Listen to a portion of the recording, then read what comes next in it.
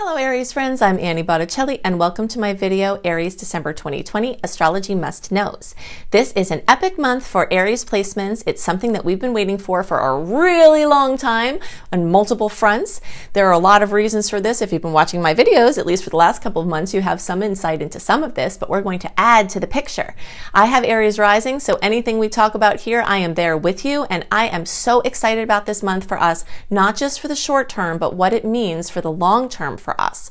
Okay, so we're going to talk about all that, including my other December 2020 must-knows. Two quick housekeeping notes. This video is for you if Aries is your sun, if Aries is your rising, like me, if Aries is your moon. Some people even get crazy and watch for their Venus and Mars signs. If Aries is in there, it's for you too, okay? So I'm always seeking to help you expand the use of astrology and bring it beyond your sun sign.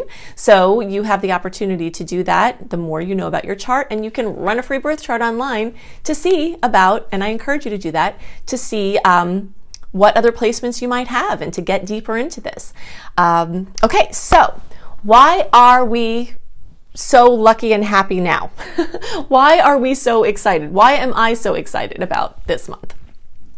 The first most important must know for Aries is that finally Jupiter and Saturn get the heck out of Capricorn. Okay, I have been talking about this. I think I might even be yelling now. It seems like I've raised my voice in enthusiasm. It has been a beast of ultimate proportions with those planets moving through Capricorn because they've been making a square to our Aries placements. And oh my gosh, I know for myself and many other Aries placements that have let me know that they have had a beast of a time over the past years that we've had these placements, okay? And particularly this last year when Jupiter joined, it's just been a beast of ultimate proportions, okay? So that is ending this month as Jupiter and Saturn both get into Aquarius, which is a lovely placement for Aries placements, okay? So it's going to help to mop up and heal the massive amount of trauma that has occurred for us over this time. We might have to actually go get help with trauma, go to a person who does that, get NLP, neuro-linguistic programming, get EMDR, which is a trauma healing therapy that has been very helpful for veterans and anyone else who's had trauma. I mean, literally, I think that most Aries placements have had clinically been traumatized. Okay, so you have to do something to heal that, because what your nervous system is holding a vibration like a beacon to call in more chaos and mischief because of that trauma. Okay, so your first big must know is do everything you can. And if you're listening to this in October, November, when I put it out early, October, November are really, really good for doing inner work, because things are going to start to get really busy here in December, and you'll want to have done a lot of this before this time if possible. But of course, it's never a bad time to heal and to do your inner work. It's just especially supported when the planets are in the places that they are in October and November.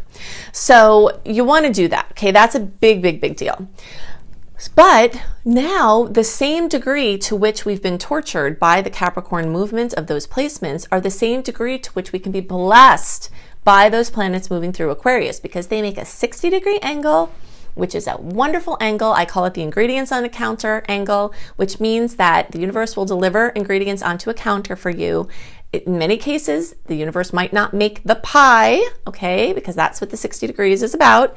It's about, here's all the ingredients for you to do everything, and now make the pie, okay?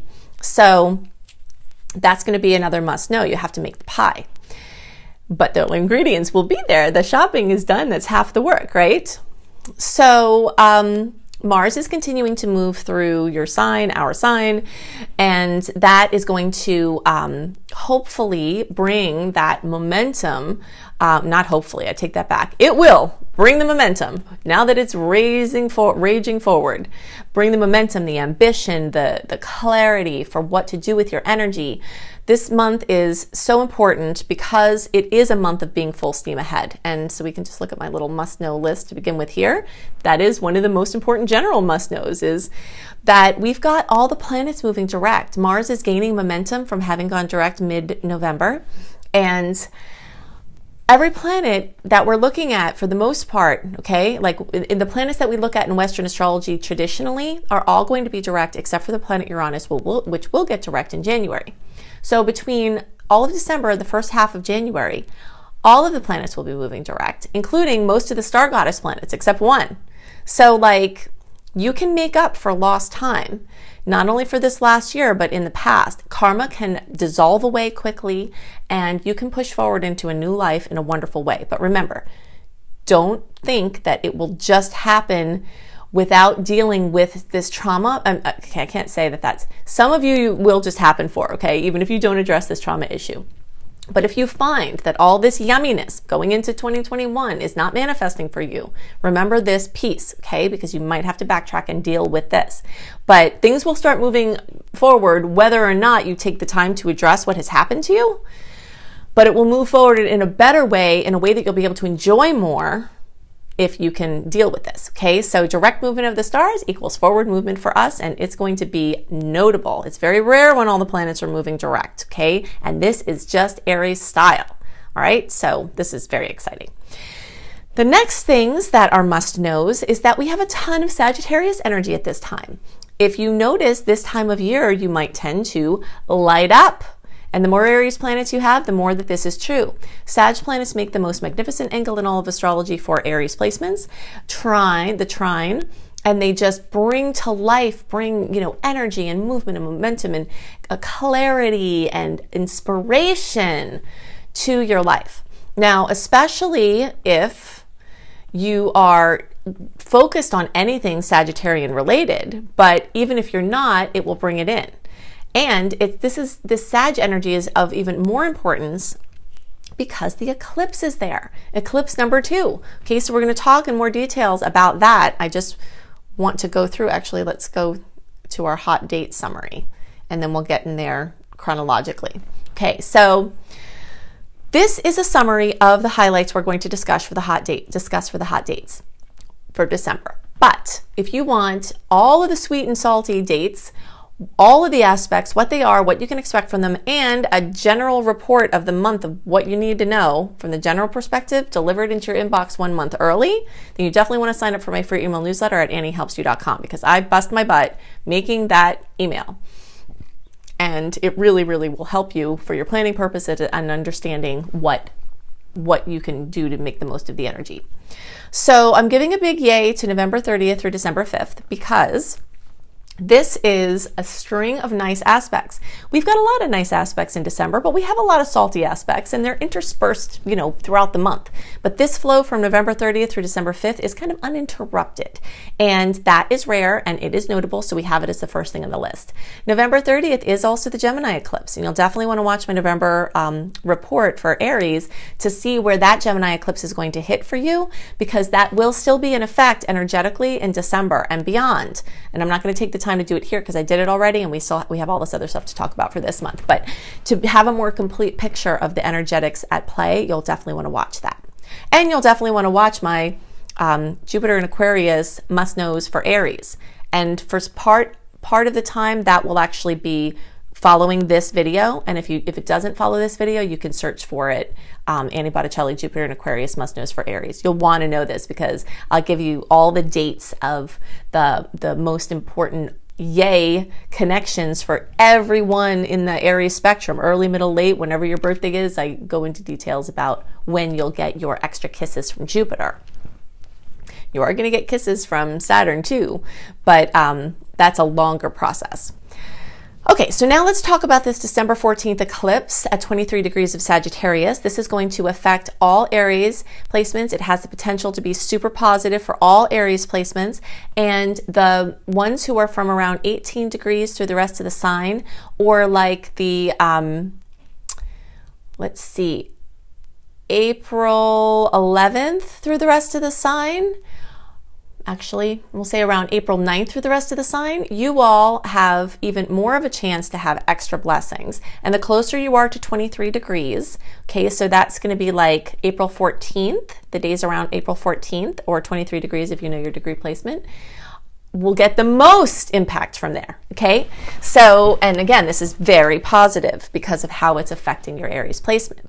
But everyone has cause to celebrate, so don't worry. Nobody's getting left out here. To understand this eclipse cycle, we have to think of it as the cycle that it is, okay? So in the middle of 2020 through the end of 2021, early 2022 is a Sagittarius and Gemini eclipse cycle. Prior to that time, we had a Cancer Capricorn eclipse cycle, which was part of the major nuisance besides the outer planets moving through Capricorn. That Capricorn eclipse cycle were in bad angles for Aries placements, and it was really, really stressful for many people, okay, for many Aries placements.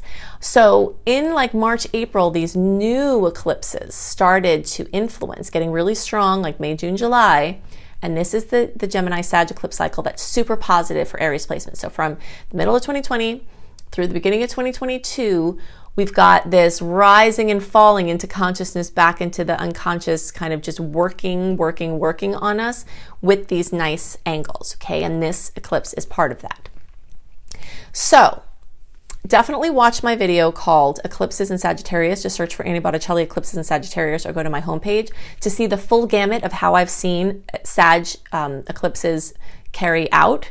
But I'll give you a couple of highlights. And you'll see it in my life. Like, it was not a coincidence that my book is launching in the midst of all of this, right? Because I planned it that way. Because this Sag energy rules publishing, okay? And this is, if you want to do anything with writing, blogging, publishing, speaking, anything having to do with international connections, whether it's virtual, learning languages. Many Aries placements, myself included, might have been fiendishly on the language learning track, okay? And you'll see that, like if you're trying to gain fluency or regain fluency in different languages, that's one of the ways. And there are lots of other ways this can manifest. Immigration, but watch that video to get more details, but you have like a little summary here. And this carries more importance for Aries placements. Remember, everything that we look at always has like this double weight for Aries, because not only is it in the sign of Sagittarius, it's also in the house of Sagittarius, because Aries has a natural chart.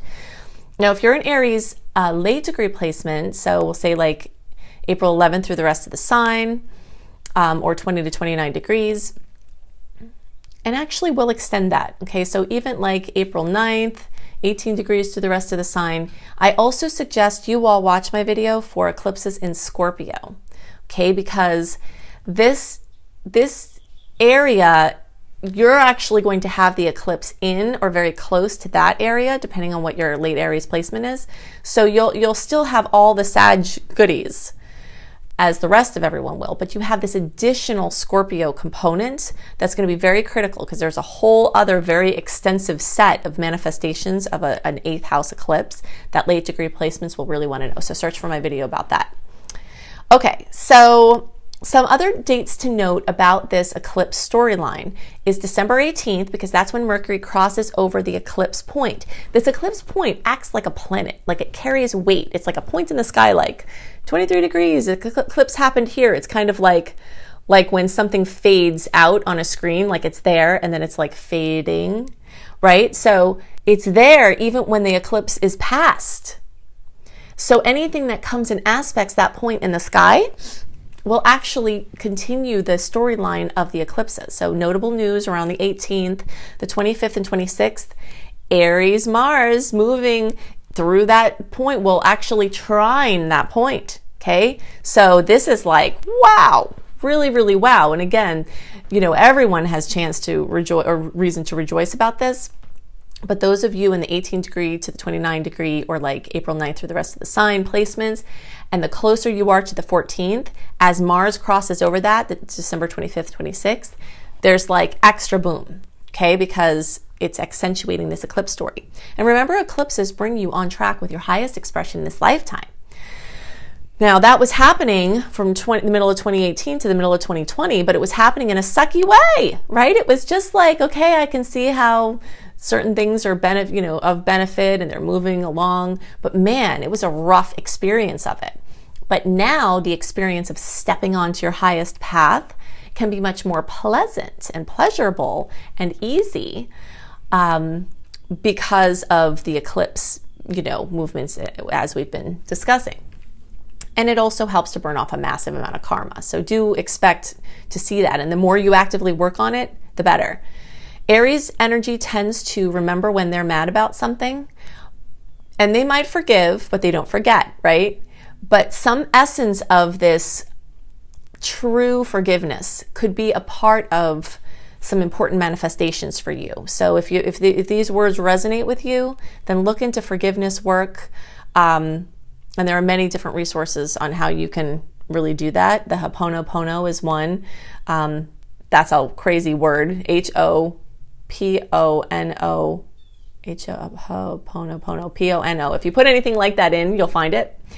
And this is an ancient Samoan prayer for forgiveness, but there is some extra special energy around. If you can forgive certain things, you can really get to some joy, extra joy, with what wants to happen for you. Okay, so now December 21st, Jupiter and Saturn get together. Okay, and this is at 0 degrees of Aquarius. Definitely watch my video that I mentioned, the Jupiter and Aquarius Aries must-knows, because that will give you all of the kissy information. But just know, if you're right at the beginning of the Aries placements, like your birthdays, the first few days in Aries, you're at the 0, 1, 2 degrees, you all are going to have even more of this blessing energy sooner. Okay, the rest of you are going to get yummies, don't worry. But those of you right at the beginning there, this aspect will happen and make a beautiful angle to your Aries placements. And I am going to talk more in depth about that particular aspect, including answering the question, how does Saturn affect Jupiter being in the same sign? What does that look like? So after we go through my little timeline here, I'll go into more detail about that aspect.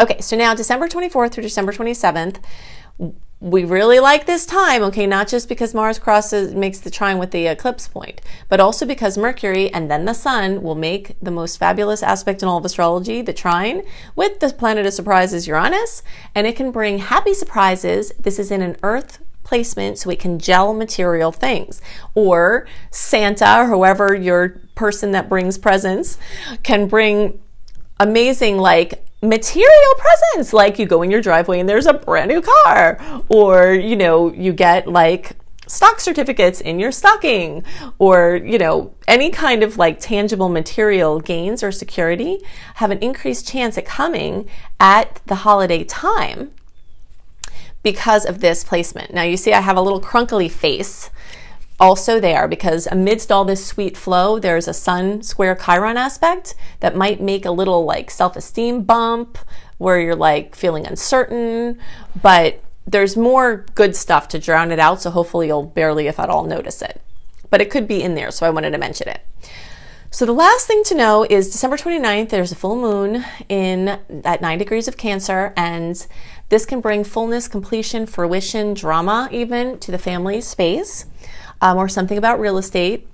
And, in general, I've had many, being in Aries, I've watched these full moons go by, and I've had many a full moon that has been amazing, like high emotion, always high emotion, for better or worse, but emotional bliss. And you can experience it that way, like nice family moments, whatever. But because it squares Aries placements, those of you who are closer to 9 degrees have more of a chance that this could be a little bit overwhelming or overstimulating or a little bit stressful. And, all Aries have that potential for that, but the closer you are, since the moon moves so quickly, the closer you are to 9 degrees. So that again is like, that's the end of March, the first couple of days of April are really, the biggest hit there.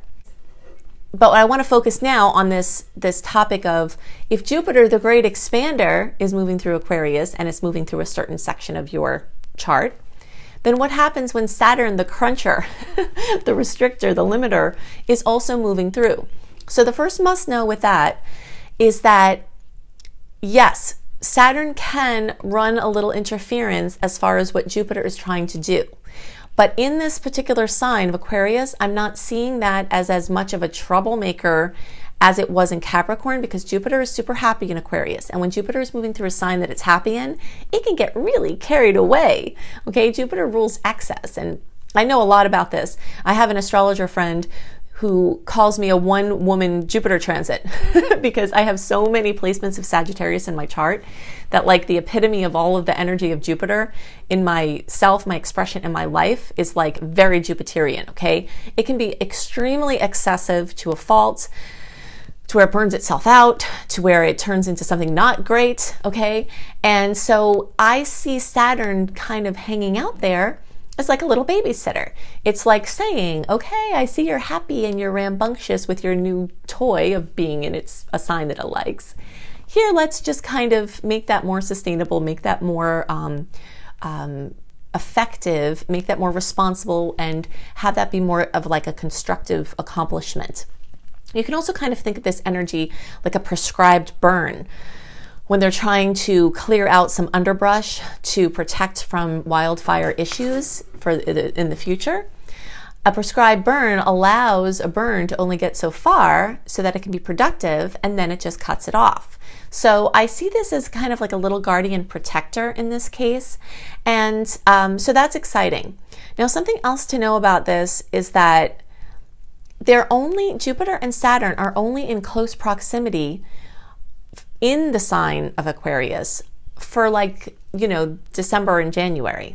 Then after that, Jupiter just rolls out and leaves Saturn, the old guy, in the dust. It's like, he's like, okay, father time, I'm going to be on with this. And it just kind of races through Aquarius. And then when it does retrograde, it still stays at the later degrees of Aquarius. So it's not going to come back in the very close proximity that we're seeing here in the December-January timeframe. So the most hindrance and the most challenged points of them coming together we're likely to see in the December-January timeframe, but hopefully that will soften over time. And then just kind of see them as like working in cooperation as they're moving through the different areas of your chart, which again, this is going to kind of be staggered. So I'm not that concerned about a lot of negative effects of it. I'm more interested in how there are likely to be positive and supportive effects for the reasons that I mentioned. Okay, so there were two other things I wanted to mention about this.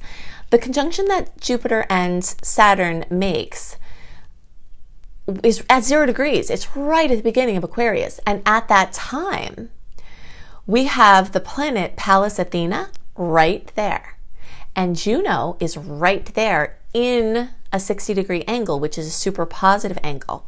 Okay, so this is speaking to the feminine principle coming into play here in a more notable way. And this is kind of a way of the future. The future is going to have more of this feminine masculine balance.